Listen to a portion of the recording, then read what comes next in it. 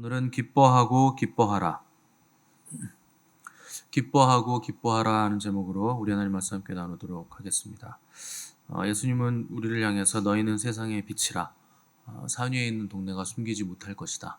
이렇게 말씀하셨는데 빛이 되라고 하시는 것도 아니고 앞으로 너희는 빛이 될 것이다. 이렇게 말씀하신 것이 아니고 이미 너희는 세상의 빛이다. 이렇게 말씀을 하셨습니다. 그러니까 왜 우리는 이미 빛인가? 빛 되신 그리스도를 우리가 알았기 때문에, 그리고 우리가 그리스도 안에 거하고 우리 안에 빛 되신 그리스도께서 거하시기 때문에 우리는 그냥 존재 자체로 빛이 되었다 하는 겁니다. 앞으로 될 것이다, 희망을 가져라, 이런 말이 아니고 이미 빛이라는 거예요. 만일 빛이라고 하시면서 너희가 스스로 한번 빛을 밝혀봐라 할 수 있다 이렇게 됐으면, 그러니까 우리는 절망했을 겁니다.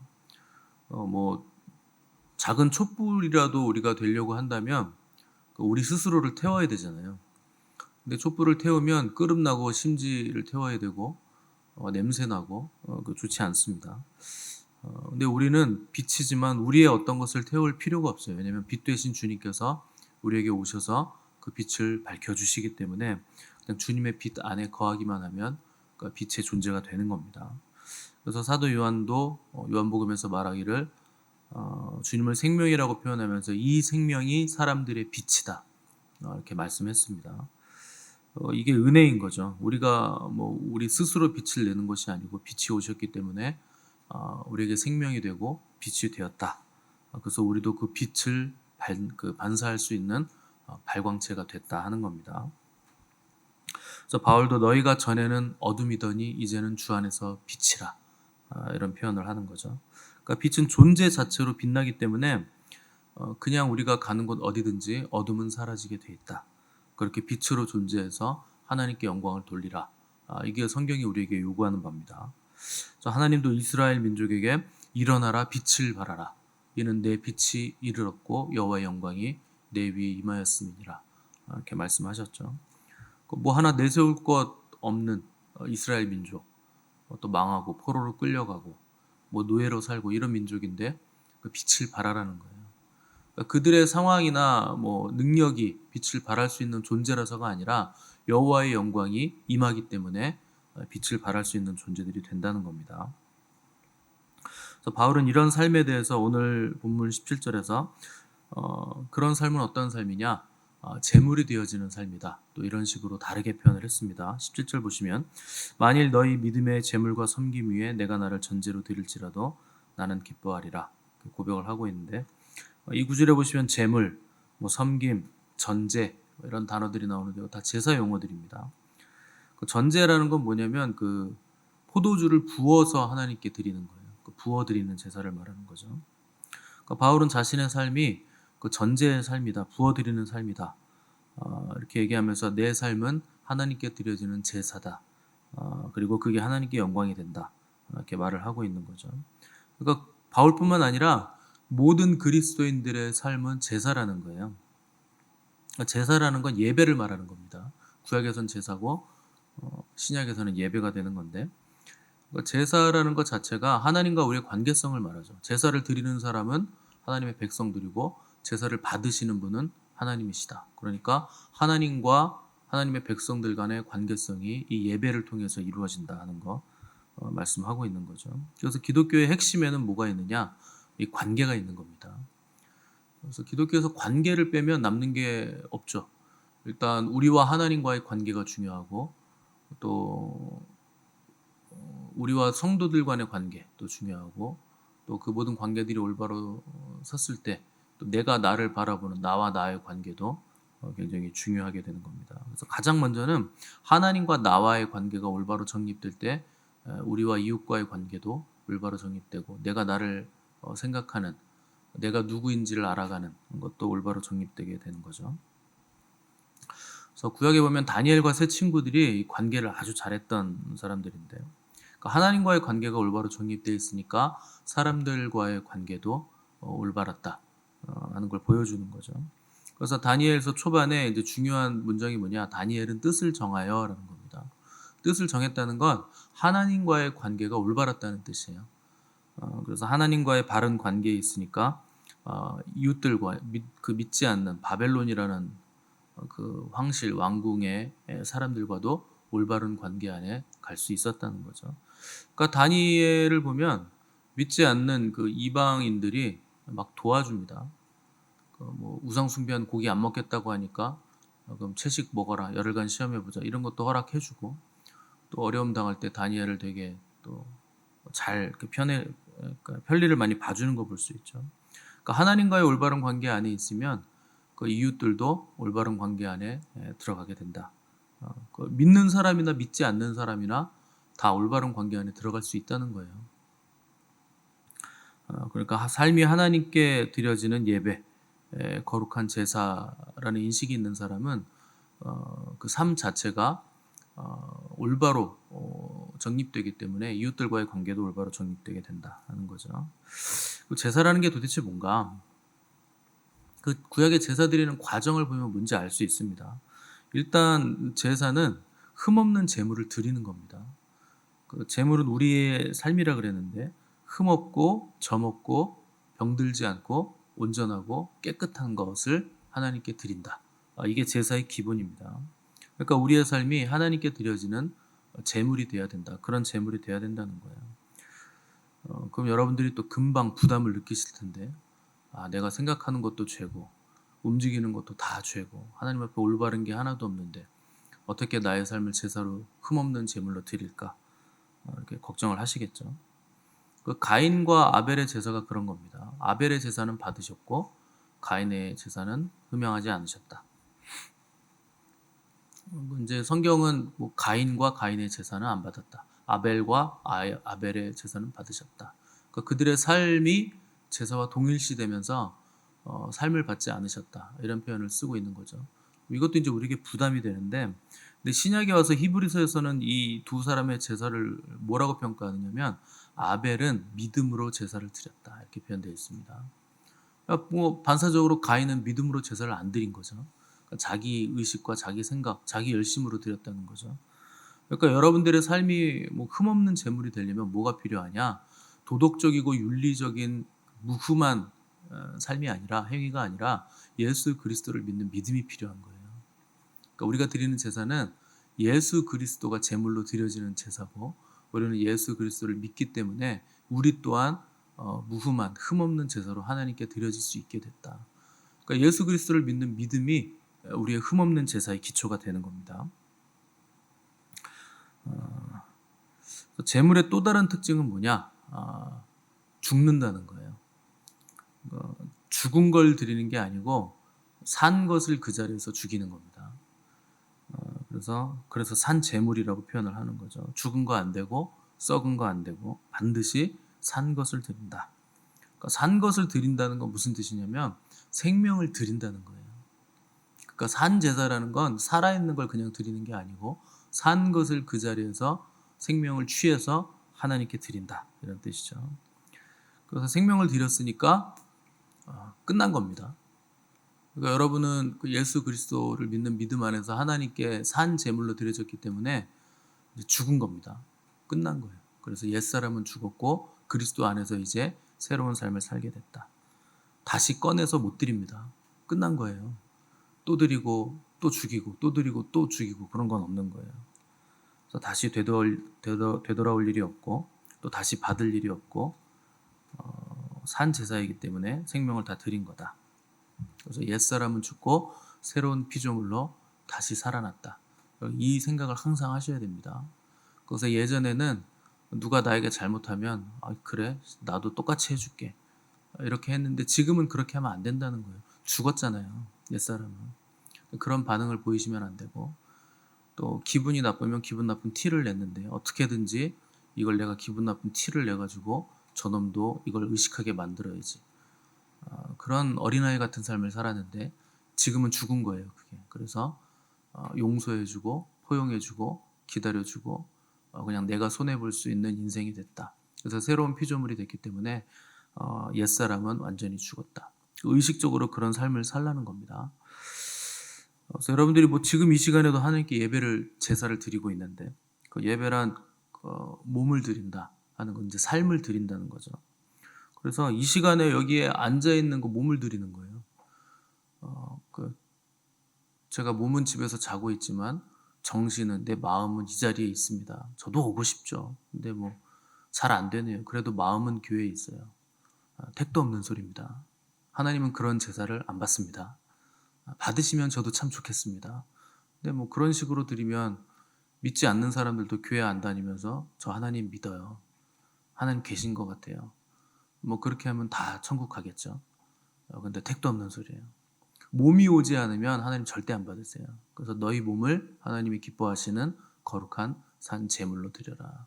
몸이 오지 않는 거룩한 산 제물은 없다는 겁니다. 몸이 왔는데 또 정신이 가출하시는 분들이 계세요. 몸은 여기 앉아 있는데 딴 생각하고 계시고 산으로 들러 가시는 분들이 있는데, 몸이 오면 영혼도 와야 됩니다. 몸만 오시면 안 되고, 몸이라는 건 그 삶이 왔다는 뜻이에요. 그래서 몸만 오면 무조건 된다는 게 아니고 삶을 드린다, 이런 뜻이 되는 겁니다. 그래서 교회에서도 보면 그 심미적인 거 좋아하시고 감정적인 거 좋아하시는 분들 계세요. 그래서 이제 감성적인 거 좋아하고 아름다운 거 좋아하고 예쁘고 보기 좋은 거 좋아하시는 분들 계시죠. 그런 분들 교회 와서 뭐 하냐면 되게 문화생활 하십니다. 좋은 음악, 뭐 좋은 찬송, 또 설교도 감동적인 설교, 또 마음을 편안하게 해주는 예배 분위기, 뭐 이런 거 좋아하시고, 내 교양이 높아지는 것 같은 문화활동, 이런 거 하면 좋아하시는 분들 계신데요. 그 한마디로 그냥 교회 힐링하러 오신다는 거예요. 문화생활하러. 그러면 이제 그런 것들을 안 하면 교회 올 이유가 없어지죠. 또 어떤 분들은 교회 오시는데 성가대 때문에 오시는 분들 계세요. 그래서 성가대 화음 맞추는 그 재미에 너무 재밌고, 또 사람들과 같이 연습하는 거 너무 재밌고, 또 지휘하는 거에 또 재미 들려가지고 오시는 분 계시고, 악기 연주 때문에 오시는 분들 계시고, 또 솔리스트, 솔로, 자기가 이제 노래를 잘해가지고 솔로 하는 맛에 교회 다니는 분들 계시는데, 그런 분들은요, 언제 정체가 드러나느냐? 성가대를 없애면 정체가 드러납니다. 목사한테 죽자고 덤빕니다. 성가대 없애버리면. 왜 하나님을 찬양을 해야지, 교회가. 찬양을 꼭 성가대로 해야 되나요? 삶이 찬양인데 그냥 하시면 되죠. 그래서 성가대 없으면 더 이상 교회 다닐 이유가 없어진 거예요. 그럼 교회 안 나옵니다. 그래서 그 어린 양의 혼인 잔치를 열어서 초청을 했는데 바쁘다고 안 오시는 분들 계세요. 나 시집 가야 되고 장가 가야 되고 소 사서 못 가고 소 키워야 돼서 못 가고 개 키워야 돼서 못 가고, 아무튼 뭐 취업해야 돼서 못 가고 결혼해야 돼서 못 오고 못 옵니다. 왜 그러냐? 하나님 믿은 이유가 그거기 때문에 그것 때문에 등지는 거예요. 결국 그거를 이루거나 그게 없어지면 올 이유가 없다는 거죠. 어떤 분들은 또 교회 오실 때 또 칭찬을 들으러 오시는 분들 계세요. 뭐 제일 흔한 게 목사에게 칭찬받는 건데, 다행히 저는 칭찬을 별로 안 하는 사람이라 여러분들이 이렇게 칭찬받으려고 오시는 것 같지는 않은데, 칭찬받으려고 하면 저희 교회 오실 이유가 없습니다. 제가 칭찬을 거의 안 하기 때문에 맨날 뭐 험한 소리만 하잖아요. 그러니까 여러분들 실력이 좋으신 겁니다. 새벽마다 이런 소리 들어가는데 계속 졸리고 추운데 이 자리에 앉아 계신 거 여러분들이 실력이 있는 거예요. 근데 교회는요, 칭찬받으러 오는 거 아닙니다. 교회를 왜 칭찬받으러 옵니까? 인생이 내 거면 내가 잘하면 칭찬받아야죠. 근데 인생이 여러분 게 아니잖아요. 여러분 거 아닌 건데 왜 여러분이 칭찬을 받습니까? 주님 건데. 주님이 칭찬받으셔야죠. 그래서 주님 뭐라 그러시냐면, 내가 명한 대로 행했다고 종에게 사례를 해줘야 되냐? 그렇게 말씀하시는 거예요. 종이 열심히 밥 갈고 짐승 치고 양 뭐 치고 그렇게 땀 흘려 일하고 왔는데 그거 잘했다고 칭찬 안 하신다는 거예요. 주님도 오히려 오면 뭐라 그럽니까? 야, 배고프다, 밥 차려라, 음식 준비해라. 그래서 차려오면, 야, 너 일하고 땀 흘리고 밥까지 차리느라고 너무 수고했다, 이런 얘기 안 하신다는 거예요. 너 옆에 서서 나 밥 먹을 동안, 종이니까 밥 먹을 동안 수종 들어라, 그리고 옆에서 나 챙겨라, 그렇게 말씀하신다는 거예요. 명한 대로 행했다고 살해하겠느냐? 종은 옆에서 주인이 밥 채러 오라 그러면 또 밥 채러 와야 되고 수종을 들어야 되는 게 종이다. 우리가 그런 사람들이라는 거예요. 주님을 섬기는 사람들이라는 거예요. 그러니까 여러분, 세상에서 받지 못한 칭찬을 교회에서 받으려고 애를 쓰시면 안 됩니다. 오히려 교회 오시면 책망을 받고 교정받는 거 기뻐하셔야 돼요. 누가 그런 소리 해줍니까? 그래서 교회는 하늘의 것을 붙잡는 사람들을 키우는 곳이지, 그 땅의 것을 자꾸 붙잡고 땅에 칭찬 바라는 사람들이 많아지면 자의식이 커집니다. 그럼 이제 교회 안에서 싸우는 거예요. 네가 크네, 내가 크네. 제자들이 그거 한 거예요. 그 빛 되신 예수님 옆에서 같이 살면서 네가 크네, 내가 크네, 내가 좌의정하네, 네가 우의정하네, 뭐 그러고 있었던 겁니다. 그 자의식만 커지는 거죠. 그래서 사람이 하나님께 어떤 예배를 드리는가를 보면 그 사람의 삶을 알 수 있어요. 그 예배하는 태도가 그 사람의 삶의 태도입니다. 인생이 안 되는 사람들은 예배를 잘 못 드리기 때문에 안 되는 거예요. 그래서 예배 태도가 삶의 태도고, 그 예배하는 삶을 보면 그 사람의 가정생활, 또 사회생활, 또 다 알 수 있죠. 신앙생활도 그 예배 태도를 보면 알 수 있습니다. 그러니까 문제가 많은 사람은 예배에 문제가 많은 거예요. 그러니까 저는 목회자이기 때문에 다 봅니다, 그거를. 그 예배 태도는 딱 보면 그냥 딱 보여요. 산만한 사람은, 예배가 산만한 사람은 그 인생도 산만해요. 정확합니다. 그 예배 늦게 오는 사람은 인생에서도 맨날 늦어요. 그러니까 여러분, 그거 빨리 고쳐야 됩니다. 예배 와가지고 주무시는 분들은요, 인생에서도 주무시는 분이에요. 부지런하지 못합니다. 뻔해요. 그래서 하나님이 예배하는 삶을 살지 않으면 인생 열리지 않습니다. 그러니까 우리는 이제 그 사람의 겉을 먼저 보죠. 이렇게 번지르르 하고 뭐가 되는 것 같고, 말만 하면 뭐가 되는 것 같고. 안 돼요. 안 되게 돼 있어요. 예배가 안 되는데 어떻게 인생이 됩니까? 당연히 안 되지. 그러니까 우리는 겉사람에 속으면 안 돼요. 겉사람은 몸으로 막 움직이기 때문에 뭔가 될 것 같죠. 근데 속사람이 안 돼 있는데 겉사람은 그냥 깡통인데, 속사람이 채워지지 않은 깡통인데 겉을 움직여서 어떻게 됩니까? 그래서 먼저 붙잡아야 되는 건 겉이 아니고 속입니다. 그래서 하늘로부터 오는 말씀을 먼저 붙잡아야, 그 말씀으로 속사람이 강건해져야 그 말씀으로 겉사람도 움직일 수 있는 거지, 겉만 열심히 움직인다고 해서 뭐가 되는 게 아니에요. 그래서 주님은 내 말이 영이요 생명이라. 그 주님의 말씀이 영이고, 그 영의 말씀을 붙잡았을 때, 붙잡아서 겉사람으로 움직일 때 그 생명을 만들어낸다는 거죠. 그래서 속사람인 영으로부터 동기가 나와야 겉사람의 움직임으로 생명의 형체화를 만들어내고 영이 형체로 나타나게 된다는 거예요. 몸만 열심히 움직이는 걸로 되지 않습니다. 속사람이 비어있기 때문에. 움직이면 움직일수록 허무해질 거예요. 속이 빈 사람은, 예수 그리스도의 말씀을 붙잡지 않고 계속 움직이기만 하는 사람은 점점 더 허무해집니다. 겉사람으로는 속사람을 채울 수 없죠. 땅의 것으로 하늘의 것을 채울 방법이 없죠. 그러니까 점점 허무해지고 허망해지는 거죠. 그걸 극명하게 체험한 사람이 누구냐? 솔로몬이에요. 솔로몬은 하나님이 부와 명예와 지혜를 다 줬습니다. 너 이전 이후로 너와 같은 사람은 없을 만큼 다 준 거예요. 그러니까 지금도 그 사람만큼 대단한 사람이 없다는 거예요. 네 이후로도 없을 것이라 그랬으니까. 근데 솔로몬이 뭐라고 말합니까? 헛되고 헛되고 헛되니 모든 것이 헛되도다. 그렇게 다 부와 지혜와 명성을 줬더니 우상 숭배하러 갔다는 거예요. 솔로몬은 모든 나라를 전부 다 배도하게 만든 사람이 솔로몬입니다. 그러고 나서 한다는 얘기가 헛되다는 거예요. 그러니까 예배의 삶을 살지 않으면, 하나님을 예배하는 인생이 되지 않으면 인생은 부와 명예와 지혜 다 가져도 빈수레예요. 그냥 깡통인 거예요. 그거는 시끄럽고 요란한데 내용은 아무것도 없다는 거죠. 반면에 사도 바울의 인생을 보십시오. 얼마나 불쌍하고 초라하고 늘 핍박받고, 다 사도 바울을 죽이려고 매일 쫓아다니고 생명의 위협을 받고 도망다니고, 얼마나 불쌍합니까?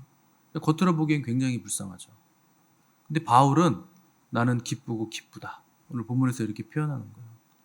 왜 기쁩니까? 다메섹 도상에서 예수님을 만나서 기쁜 거예요. 거기서 눈이 멀어서 참된 실체를 보게 됐기 때문에 그 이후로부터 오직 예수님만 생각하고 예수님만 바라보고 예수님만 전하는 삶을 살기 위해서 자기 인생을 걸고 생명을 들였기 때문에 그것 자체로 나는 기쁘다 이렇게 고백을 하는 거죠. 그래서 내가 나를 전제로 드릴지라도 나는 기뻐하고 또 기뻐한다 이렇게 고백을 하고 있는 거죠. 전제라는 게 부어드리는 제사라 그랬습니다. 자기 피를 예수님께 부어서 드린다는 거예요. 죽어도 좋다는 거죠. 왜냐하면 내 생명보다 내 피보다 더 귀한 가치를 발견했다는 거예요. 여러분들 인생이 왜 허무해지고 기쁨이 없는 줄 아십니까? 나보다 더 큰 가치를 발견하지 못해서 그래요. 나에게 붙잡혀 있으니까. 늘 나 때문에 여러분 안달복달이잖아요. 내가 기뻐해야 되니까 안달복달하고 내가 자꾸 뭐가 생겨야 된다고 느끼니까 인생이 기쁨이 없는 거죠. 나보다 더 큰 걸 발견할 때 기쁜 겁니다. 사랑이라는 게 그거잖아요. 여러분 누굴 사랑하면 기쁘죠. 여러분 자녀 사랑하면 기쁘고 지금은 별로 아닐 수도 있겠지만 남편을 처음 만났을 때 아내를 처음 만났을 때 연애할 때 얼마나 기쁩니까? 처음에 사귀기로 오늘부터 1일 하면 그냥 떠다니잖아요. 막 구름 위를. 그런 거 너무 오래돼서 까먹으셨죠? 사랑이라는 건 기쁜 거예요. 왜 기쁘냐면 그냥 사랑하는 사람이 생겨서 이게 아닙니다. 내가 사랑하는 존재를 위해서 희생하고 헌신하면서 기쁜 거예요. 그를 위해 내가 시간을 내놓을 수 있고 피곤하게 회사에서 일하고 왔는데 집에서 쉬고 싶은데 전화해서 집 앞이야 나와 그러면 총알같이 나갈 수 있는 거예요. 그 짧은 시간에 막 메이크업을 막 하고 만나가지고 쌩얼인데 나오라 그래가지고 나 화장도 못하고 나왔다고 거짓말을 다 바르고 나갔으면서 남자들은 모르니까 메이크업 쌩얼이라고 거짓말하고 나가잖아요. 지치지도 곤비치도 않고 나가잖아요. 그게 기쁨입니다. 그 사랑의 기쁨이 우리에게 에너지를 주는 거예요. 바울이 지금 그 기쁨을 누리는 거예요. 나보다 더 큰 가치, 더 큰 존재를 위해서 내 생명을 피를 부어 드릴 때 나는 기쁘다는 거죠. 환경이나 상황이 아니라 그리스도로 인해 나는 기쁘다. 너희도 이 기쁨에 나와 같이 동참하기를 원한다. 너희도 이런 삶을 살기를 원한다는 거예요. 그러니까 우리에게 기쁨이 없는 이유는 심플하죠. 내가 나를 우리 주님께 드리지 못하기 때문에 부어드리지 못하기 때문에 기쁨이 없는 거죠. 그래서 그리스도인의 삶이라는 건 기뻐하는 삶을 살면서 기쁨을 전달하는 삶이에요. 그게 그리스도인의 삶입니다. 또 전도라는 게 그거죠. 내가 먼저 기쁘기 때문에 와 보라. 같이 가보자. 기쁨이 충만하다. 이걸 전하는 거죠. 여러분 주님을 만났을 때 그 주의 말씀을 들었을 때 얼마나 기쁩니까? 모든 억압과 환경에 눌려 있는 것으로부터 자유하게 되고 그 자유를 얻어서 큰 기쁨을 전하는 거. 그게 우리의 삶인 거죠. 당연히 평생 예수님을 만났다고 평생 24시간 기쁜 거 아니죠. 때로는 환난도 있고 인생을 살다 보면 슬픈 일도 있고 화가 나는 일도 있을 수 있죠. 억울한 일도 있을 수 있겠죠. 근데 우리는 억울함을 억울함 자체로 느끼고 거기에 절망하는 사람들이 아니고 그 억울함과 슬픔 가운데서 빛과 기쁨으로 찾아오시는 주님을 구함으로 그 억울함과 슬픔을 능히 이기고도 남는 기쁨을 간직할 수 있게 된 사람들이라는 거예요. 그 삶을 살아가는 방법이 완전히 다른 거죠. 그래서 억울하면 억울함을 풀기 위해서 이 사람 저 사람 찾아다닐 게 아니고 억울함 중에 기쁨으로 시원함으로 찾아오시는 주님을 붙잡으라는 거예요. 그 주님 앞에 앉아 있는 건 그래서 중요하다는 겁니다. 여호와께서 나의 목자가 되시기 때문에 나는 부족함이 없다. 어떤 상황에서도 부족함이 없다. 그래서 고난 중에서도 찬송할 수 있고 환난 중에서도 기뻐할 수 있는 사람들이 저와 여러분이라는 겁니다. 그래서 여러분 기쁨은 선택의 문제입니다. 내가 힘들고 어려울 때 뭘 선택할 것인가? 이 억울함을 토로하기 위해서 이 사람 저 사람 만나서 내 얘기 좀 들어봐라. 사람을 만나서 이걸 쏟아낼 것인가? 홀로 하나님 앞에 앉아서 하나님께 이 문제를 다 토로할 것인가? 이거 선택하는 거예요. 기쁨이 없는 이유는 내가 잘못된 선택을 했기 때문이죠. 하나님께서 우리에게 기쁨 주시지 않기 때문이 아닙니다. 그래서 하나님 앞에 앉아 계시면서 주님 앞에서 해결하시기 바랍니다.